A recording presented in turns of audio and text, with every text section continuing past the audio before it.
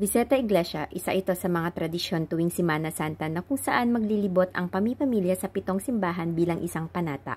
Pangalawang beses ko pa nga lang itong magagawa dahil na rin sa mabuting pamilya ng aking labidabs. Nagsimula nga kaming maglibot bandang alas 10 ng umaga at una nga naming pinuntahan ang St. Patrick Parish Church na matatagpuan sa bayan ng Tayug. Katabi nga lang nito ang Magic Mall at sa bandang likod ng auditorium. Ito ay tinayo noong 1886 at kilala ito sa kanyang natatanging arkitektura na nagpapakita ng kombinasyon ng Spanish at Filipino designs. Sa bawat paglibot ay sinasamahan nga namin ng taimtim na pananalangin. Pasasalamat sa lahat ng biyayang natatanggap at patuloy na paghingi ng gabay at proteksyon sa araw-araw. Napadaan nga din kami ng kutkutin habang nasa biyahe. Ang pangalawa nga naming destinasyon, ang simbahan ng bayan ng Santa Maria, ang Our Lady of the Pilar Parish Church. Ito ay matatagpuan sa mismong sentro ng bayan. Makilala sa kanyang makasaysayang arkitektura na may halong estilo ng Baroque at Renaissance. Ito ay may mahabang kasaysayan ng pananampalataya, paglilingkod sa komunidad na ginugol ng mga taon ng pagpapalakas at pagpapatibay ng pananampalataya sa rehiyon. Ang pangatlo nga naming destinasyon ay ang bayan ng Rosales. Ang kanilang simbahan ay malapit nga sa kanilang munisipyo.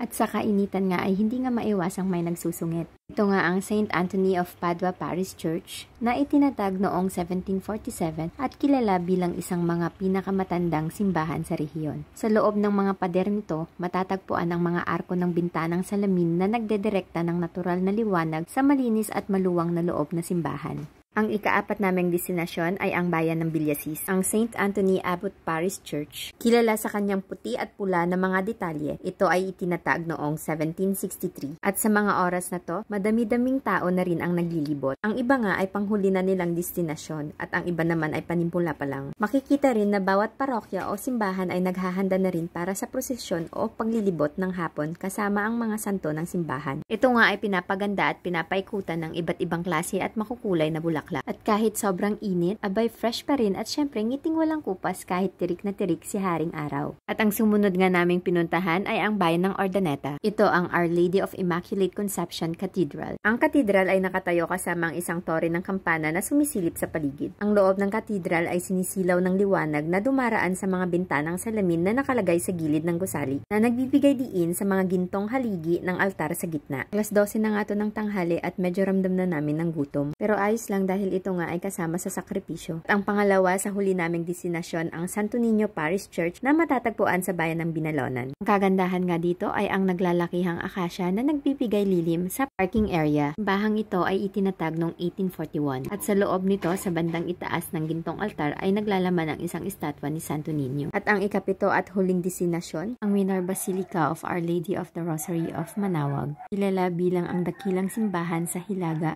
na iginawad ang titulong Basilica Minor ni Pope Francis noong 2015. Ito ay isang kilalang puok ng paglalakbay kung saan libu-libong bisita ang dumaraan taon-taon. Mayroon nitong museo na nagpapamalas ng ilang mga relihiyosong alaala tulad ng isang kopya ng Birheng Ina, pati na rin ang mga damit na isusuot niya sa iba't ibang espesyal na pagkakataon. Ang kabanalan at mga himala ng lugar ay hindi maipapaliwanag sa mga salita. Ang bawat bumibisita nga rito ay hindi pinapalagpas ang pagtirik ng kandila. Liban dito, daang-daang sasakyan at iba-ibang mga gamit ang dinadala para mabasbasan. Hindi nga maikakaila ang mapagpala at mapaghimalang birhen ng Manaoag. Iba-iba man tayo ng paniniwala o relihiyon, ang mahalaga ay respeto sa bawat isa ang pairalin sa anumang pagkakataon. Higit sa lahat ay huwag makakalimot sa itaas. O siya, salamat sa panonood. Hanggang dito na lang. Bye!